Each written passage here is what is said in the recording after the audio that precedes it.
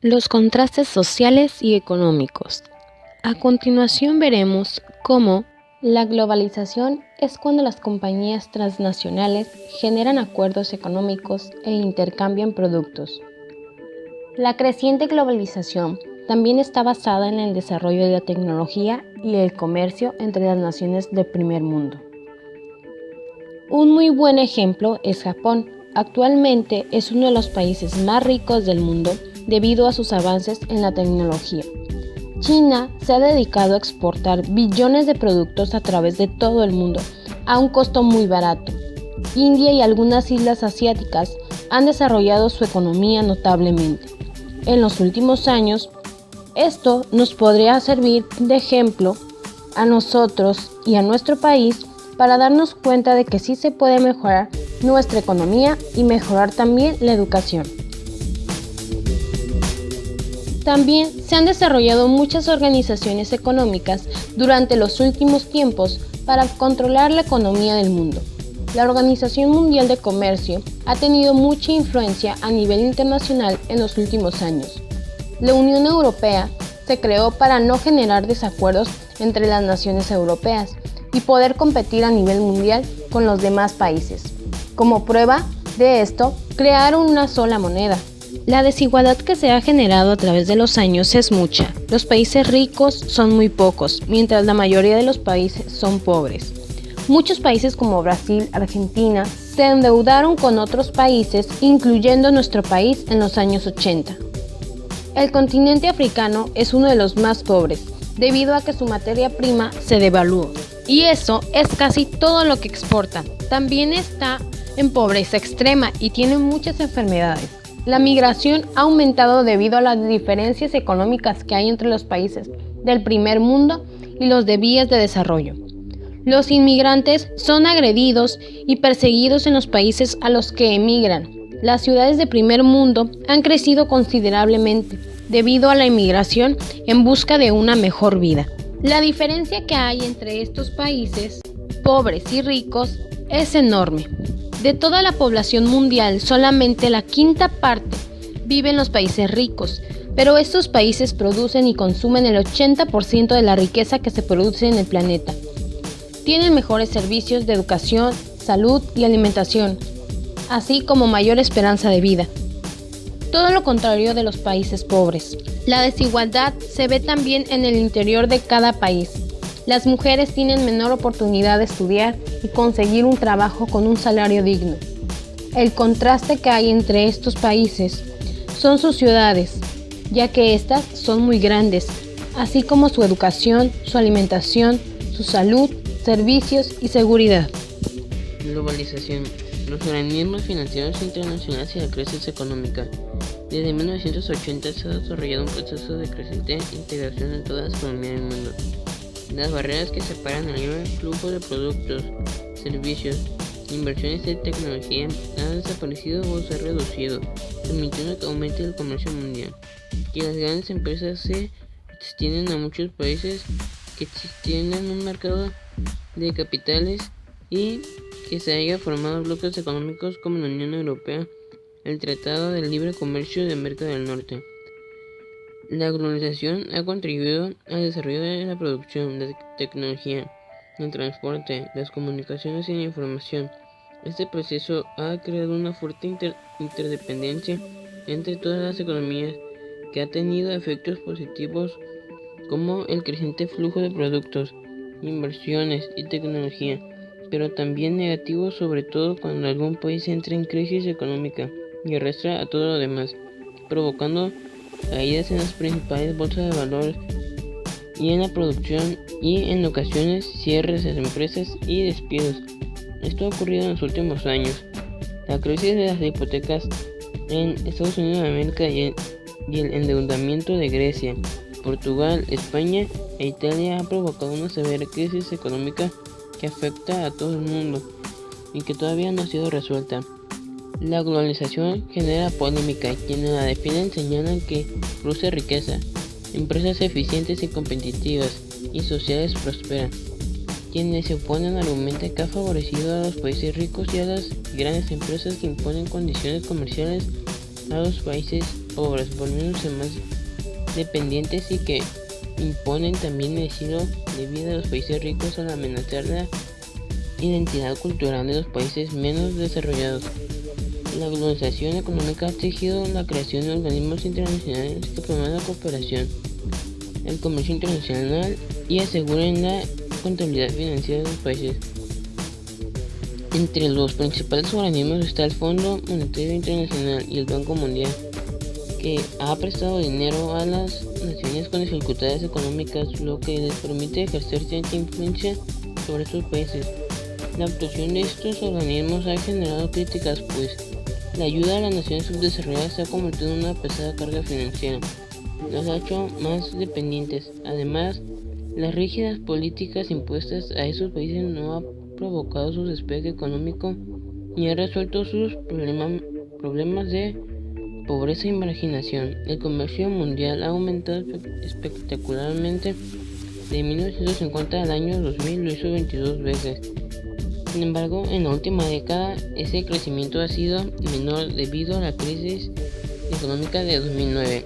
Este comercio no está exento de dificultades. Muchas veces quienes compran no están de acuerdo con la calidad ni los precios de los productos. Por ello, se creó un organismo internacional que permite resolver las disputas comerciales. Ese organismo es la Organización Mundial del Comercio, fundada en 1995 y a la fecha cuenta con 153 países miembros. Tiene una función de fijar normas que rigen el comercio entre naciones, facilitar el libre comercio y resolver las disputas en la materia que se presente entre ellas. En los últimos años, sin embargo, se ha prestado una fuerte crisis económica mundial que comenzó con la crisis de las hipotecas en Estados Unidos de América y luego se extendió a Europa y de ahí al resto del mundo. Esto ha provocado el estancamiento, la quiebra de muchas empresas, desempleo masivo en los países americanos y europeos. Estas naciones donde trabajan miles de migrantes de América, Asia y África se aplican políticas que buscan expulsarlos e impedir que se aumente su número. La crisis se ha agravado por el endeudamiento creciente de Grecia, España, Portugal e Italia. El milagro japonés, China, India y los tigres asiáticos. Al finalizar la Segunda Guerra Mundial, Japón fue devastado, pero inició su reconstrucción y pudo recuperar el crecimiento económico y su liderazgo como la economía más desarrollada de Asia. Esta recuperación, conocida como el milagro japonés, fue consecuencia de profundas reformas en el sector industrial, agrícola y financiero, que promovía la competitividad y la eficiencia y la calidad, una estricta ética y disciplina de trabajo, la inversión en el desarrollo científico y tecnológico, una acentuada práctica de ahorro y una política de fomento a las exportaciones que permitió que Japón se convirtiera en un líder mundial en industrias como la automotriz y la electrónica. Por su parte, China, el gigante asiático con la población más grande del mundo, ha salido del aislamiento en el que había estado durante décadas y se convirtió en una de las economías más fuertes y dinámicas. Impulsaron reformas para desarrollar industrialmente al país. Al permitir inversiones extranjeras, han combinado la economía de mercado con el control político del Partido Comunista Chino y una rígida planificación estatal. Esta política ha sido exitosa y ha logrado que el crecimiento de China sea el más elevado en el mundo en los últimos 30 años y que la ha convertido en una de las naciones más competitivas. En la actualidad, China es la segunda economía más grande del mundo, solo detrás de Estados Unidos de América. En 1970, la India era una de las naciones más pobres y con mayor crecimiento de la población, de la que ponía en riesgo su futuro. Sin embargo, gracias a las reformas económicas y a la pobreza se redujo en casi el 50% y ha mejorado la educación y la salud. Aunque tiene un problema de pobreza y marginación, es una economía en crecimiento que atrae grandes inversiones por la calidad de su obra de mano. Otro ejemplo de éxito es de los tigres asiáticos, como se conoce a Hong Kong, Singapur, Taiwán, Corea del Sur, Malasia, Tailandia e Indonesia. Esos países, que eran de los más atrasados en 1970, emprendieron importantes reformas para lograr la estabilidad económica y atraer capital extranjero. Invirtieron en tecnología, educación y capacitación para sus trabajadores. Gracias a ello, su desempeño económico ha sido sobresaliente y ha logrado sociedades más prósperas con menos problemas de pobreza y alfabetismo. La vida en las grandes ciudades. Una de las consecuencias más importantes de la globalización ha sido el crecimiento de las grandes ciudades. En los últimos 50 años, la tendencia de la humanidad es vivir en urbes cada vez más grandes. Se supone que ahí la población resuelve mejor y es más fácilmente sus necesidades básicas: alimentación, vestido, escuelas, diversiones y deporte. También se cuenta con los principales servicios: agua potable, drenaje, seguridad pública, transporte y sobre todo con mayores fuentes de empleo. Por ello, cada vez es más la gente del campo que emigra hacia las mismas. Sin embargo, la vida en las grandes urbes también genera numerosos problemas. En muchas de ellas los espacios son insuficientes y han aumentado los barrios populares establecidos en lugares como cerros y barrancas, carentes de servicios más elementales, por lo que la gente padece de falta de agua potable, de drenaje y a veces de electricidad. En estas colonias, periféricamente, por lo general se asienta la gente pobre que no tiene suficientes recursos para construir viviendas con materiales no adecuados, por lo que resultan afectados cuando ocurren catástrofes naturales como terremotos o lluvias torrenciales. Ante la migración del campo a la ciudad, la oferta de trabajo también es insuficiente. El desempleo obliga a las personas a trabajar por su cuenta. Por esta razón ha crecido la economía y el desempleo obliga a las personas a trabajar por cada uno de ellos. Es decir, numerosos sectores se dedican, por ejemplo, al comercio, menudeo y entre otras cosas. No pagan impuestos ni en general someten las reglas de la economía. Además, hay nuevos y graves problemas en ellos: la contaminación ambiental y en muchas de las grandes ciudades es la inseguridad y el crecimiento de la delincuencia. La Unión Europea. Una de las principales lecciones que dejó la Segunda Guerra Mundial a los países europeos fue la convicción de que para evitar otro conflicto similar debían tener una mayor cooperación y acercamiento, y crear vínculos e intereses comunes que prevalecieran sobre sus diferencias. Por ello, Francia y Alemania promovieron mecanismos de cooperación económica, con la idea de establecer un mercado común entre los países europeos. En 1957 se creó la Comunidad Económica Europea, integrada por Francia, Alemania Occidental, Bélgica, Italia, Luxemburgo y Holanda, con el objetivo de avanzar en la integración económica y política. Acordaron actuar como un solo mercado, con impuestos comunes a los artículos importados, con una política económica unificada y órganos legislativos compartidos como el Parlamento Europeo. Su éxito atrajo otras naciones: Reino Unido, Irlanda y Dinamarca. Ingresaron en 1973 y luego Grecia, España y Portugal en la siguiente década. Sobre esta base nació en 1993 la Unión Europea, que busca promover un desarrollo económico equilibrado y sostenible, una política exterior y de seguridad común y consolidar un mercado. Cuenta hoy con 27 países miembros, incluidos varios del antiguo bloque socialista como Eslovaquia, Eslovenia, Letonia, Polonia, Rumania y la República Checa. Unas características de la integración europea es que ha sido un proceso equitativo, en el que todos los países más desarrollados como Alemania y Francia han ayudado para que los más rezagados como Portugal, Grecia y España pudieran crecer y obtener mayor progreso. Además, su integración no se ha limitado al ámbito económico, sino que abarca también la defensa de los derechos humanos, la democracia y el desarrollo sustentable. Sin embargo, en los últimos años se han presentado graves problemas económicos en algunos países por el elevado endeudamiento de sus gobiernos, lo que ha provocado desempleo, estancamiento económico, así como protestas sociales que han afectado la estabilidad monetaria europea y han contribuido a hacer más grave la crisis económica internacional.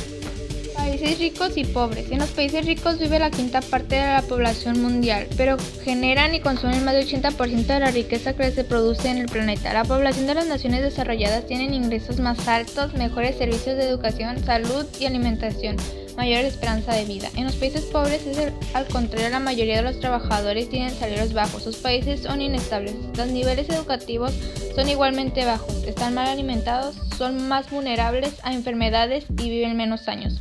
Actualmente las religiones más pobres, que son los países africanos y algunos países de Medio Oriente y Asia Latina, han visto disminuir sus ingresos por habitante en los últimos 25 años. Hoy hay 190 millones de personas en el mundo que no tienen empleo y más de 9.000 millones cuyas familias viven en pobreza. Aunque los países de salud han mejorado, los países pobres tienen menos atención médica y mayores tasas de mortalidad infantil y materna. La desigualdad se manifiesta también en el interior de cada país. Por lo general, las mujeres tienen menos oportunidades de estudiar, conseguir un empleo y ganar un salario justo por su trabajo. Los grupos indígenas, las personas discapacitadas y algunos mayores son quienes sufren más discriminación. Asimismo, las enormes diferencias entre los países ricos y pobres siguen alterando la migración. Cada vez más personas se arriesgan a salir del país en busca de una mejor oportunidad de vida. Sin embargo, ganan los salarios más bajos y viven en condiciones de pobreza y discriminación. El índice de desarrollo humano es una manera de medir el nivel de vida en el mundo. Se obtiene de 3 indicadores fundamentales: salud, educación y vida digna. Se dice que un país tiene óptimos niveles de salud a partir de la esperanza de vida al nacer, que es al igual a la edad mayor promedio alcanzada. En cuanto a la educación se refiere al grado de alfabetización. Entre más personas sepan escribir y leer y alcancen más estudios, mayor es el índice educativo. El rezago tecnológico y educativo en África y Latinoamérica. Los países de África son los que padecen los mayores problemas asociados a la pobreza, con mayor población analfabeta, donde las mujeres tienen mayores condiciones de desigualdad en relación con los hombres. Entre sus causas se encuentra el rezago tecnológico y educativo, pues son los estados que menos invierten en esas áreas. Estas carencias educativas originan a su vez que los países africanos no desarrollen tecnología y dependan de los países industrializados, perpetuándose así el círculo negativo de pobreza, deficiencia educativa y de nuevo falta de desarrollo científico y tecnológico. En América Latina, aunque persisten algunos de estos problemas como la pobreza, la desigualdad y la marginación, se ha tenido mayor éxito en mejorar los niveles educativos y tecnológicos, lo que ha permitido elevar el índice de desarrollo. Mientras se constituía la Unión Europea, en América del Norte avanzaba otro importante acuerdo de integración económica entre México, Estados Unidos de América y Canadá, el Tratado de Libre Comercio de América del Norte, que se puso en marcha en 1994. Sin embargo, él solo contemplaba la eliminación de impuestos para permitir un comercio libre de bienes y servicios. Así, la diferencia del acuerdo europeo no incluía otros aspectos importantes como el tránsito de personas, el reconocimiento de la preparación académica y profesional, políticas económicas o instituciones parlamentarias comunes, mecanismos de ayuda para que los países más rezagados, en este caso México, pudieran alcanzar mejores niveles de desarrollo. México cambió con el Tratado de Libre Comercio con América del Norte. En la frontera se instalaron maquiladoras y la industria automotriz y detonaron la economía. También llegaron a México muchas cadenas de tiendas americanas. México exporta aguacate, mango y otros productos a Estados Unidos y Canadá.